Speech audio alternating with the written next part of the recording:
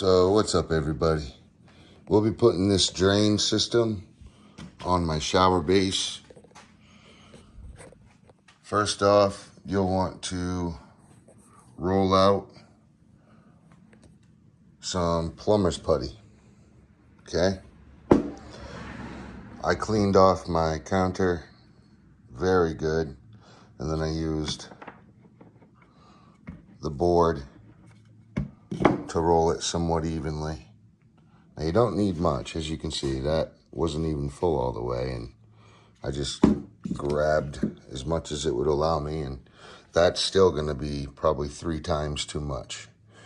But we want to put it on diligently, or yeah, a lot. We need a lot of plumber's putty. So you want to make sure all your dirt and debris is cleared off. There's a little bit of little bump here from the dye, the plastic dye mold, and there's one right here too. So you just take sandpaper like this here, 120 grit's fine, and just sand that over so it's smooth. You don't have to do this. I just want to do this so that I have a nice, smooth,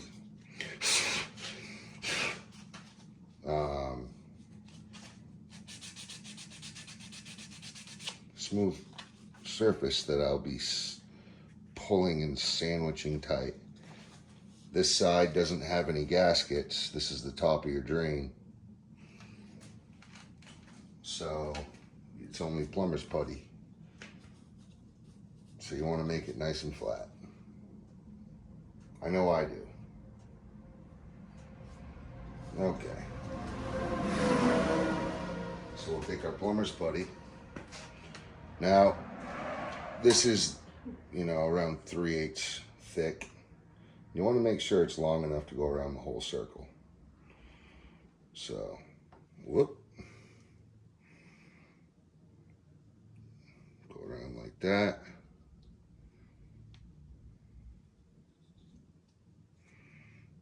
Pinch that off, and I'll put this right back into the plumber's putty container. It's just like Play-Doh, same thing. Well, it's not the same thing, but it feels the same. So now we're going to make sure that that's seamless where that connected. And we're going to work this in just a little bit. We're going to push it down into that corner in there so that when we apply pressure, it evenly distributes itself outward and downward. You don't want a little bit of this loose to where it'll create a ripple and pop out. So getting it set in there pretty diligently now. I said use that word twice this morning. I gotta come up with a different one because it doesn't even work. So anyway, that's where we're at right there. Okay. So first things first,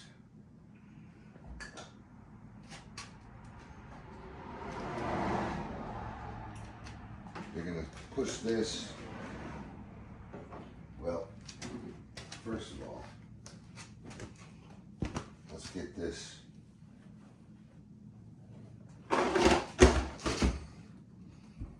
that cleaned up. As you can see, my dog walked across it at one point in time. I'm wiping this down again, blow it off, get all the dust off of it, front and back. Check for any bumps on the back side as well. There's one right there. So before I go committing, I'm going to sand that mold, dye mold.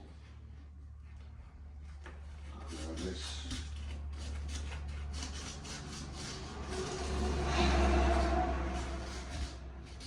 All this is, it's 120 grit.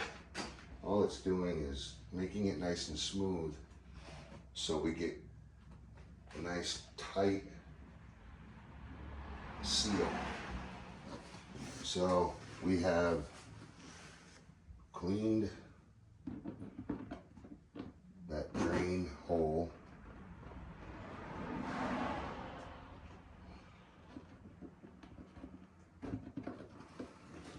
So I'll put my letters facing towards the front,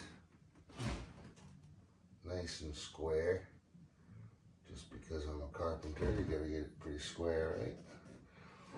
Okay, now we're just gonna push that in a little bit so that it doesn't move on us too much. Now this is the important part. Very important. The two rings that came with your drain, I gotta stop setting that down. I went straight from building to doing this because I'm trying to get stuff done. I don't want to spend all my time cleaning, but I am gonna clean a lot once I get this base installed. It's gonna need quite a bit of cure time, so I'm trying to get this done first and then I'll clean up. So you're gonna put your rubber ring. See, there's a friction ring and then a regular thick gasket. The thick rubber gasket goes on first. You could only imagine why, right? And then this is the friction ring. What this does, it allows this to spin without catching on that rubber gasket. So it's creating friction with the rubber, but it's too slippery on this side to hold on to the drain. And that's literally allowing you to tighten this in very tight, because you see it has threads on this side. So you've got your rubber gasket in. Now you're going to want to slip your friction ring in, and that's very important. Now you're just going to very carefully hand thread that.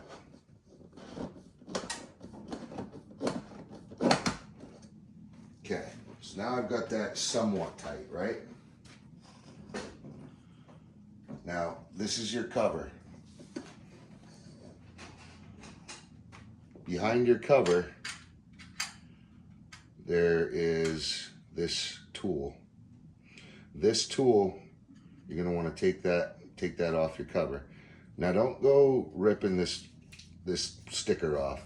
There's a piece of plastic there at the end when you're completely done with the job that you can peel off. But for right now, and I'm talking until they're ready to move in, right? Until you have completely done your everything. Like, let's say if you're just doing a shower job in an already finished house, well then take it off once you're done building, installing your shower. But I wouldn't remove anything until all the drywall, paint, trim, everything is done. And that's when you want to peel that off for the nice finish, that nice finished aesthetic. But for right now, it's protecting this piece of metal from getting scuffed up, dirty, and paint on it. Back to the actual job we're doing here. So as you can see, in your drain there's little notches cut out, and that's where this tool sets in. That tool will sit in there, flat bottom that part on the bottom. Now, with this process, you can use a multi-tool and put your multi-tool inside that hole, or you can use a flathead. It's designed for a flathead. But if you're not getting a tight enough grip and you can't get a good channel lock on it, well, this will give you that right angle that you can really stick that in there and spin. However, that's just another way that you can do this, and I'm sure there's plenty of other ways as well.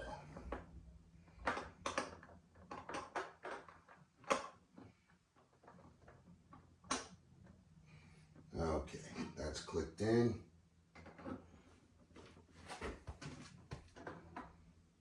Then you're going to need your channel locks. So what you're doing is you're going to grab this drain with your channel locks. Make sure you can grab that pretty firmly.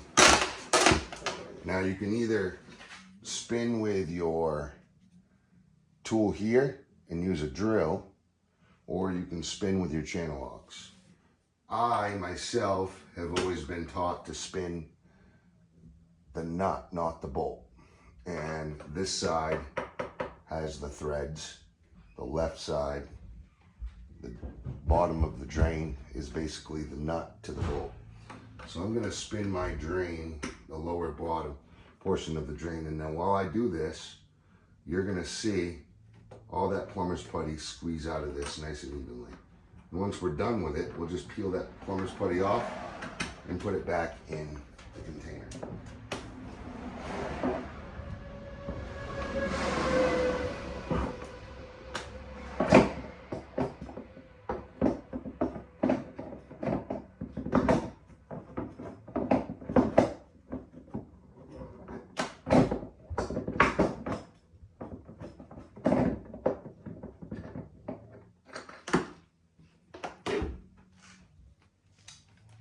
Yep, my knuckles are smashing into that.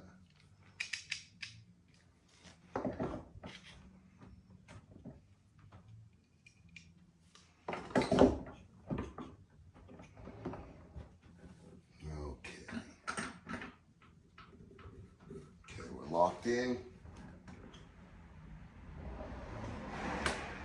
Now I'm just doing quarter turns right here.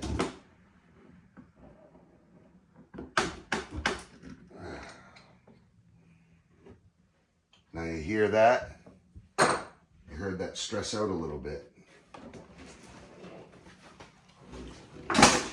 Once that thing starts to stress this out, that's when you want to stop. You don't want to go too heavy.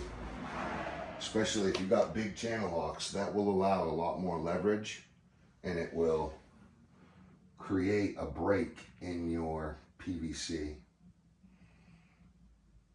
So we got a really good squeeze on that. And now I'm just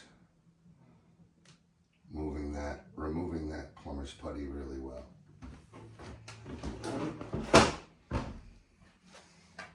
You gotta be careful moving that base around too. Some people don't understand that it's, you know, it is plastic and it will crack. So once you're, you know, this right here, this just snaps right into place with these 4 little prongs. But that's for later. Now we have to take our 2-inch stock or whatever stock that you are going in. Some people use 3 and 4 stock, 4-inch stock for every drain in the house or every PVC. But right now, we're going to set that base down onto this plastic shower base, onto our base platform, over the drain.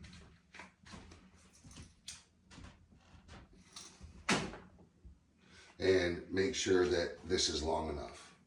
Now, you want your base to sit flush on the floor.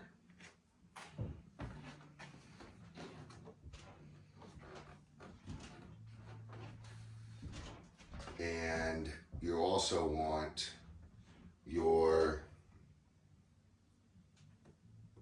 pipe to go all the way, you know, your connectors to go all the way. So you got to be very careful dry fitting this. You got to be extremely careful dry fitting this. I'm going to end this video now, and we're going to get more into detail on part 2 of this lower base install, because there's a lot more to it than just putting this in with your glue and primer and glue or cement and hoping and praying. You really want to get technical with your measuring tape to make sure that you're connecting them and they're going up all the way into each fitting and they're not dropping your grade. So look for part 2 on this series. As you can see, this drain is nice and sealed. I have removed most all of the plumber's putty there. And on this side, we got a good connection, good solid connection. Remember, once you start tightening that, if you start to hear any bit of cracking, that's when you want to stop. You know, cracking is not good. That means you're weakening the base. Okay? All right. I'll catch you at the next one. Watch for part 2. Stay tuned. Man Squanto, out.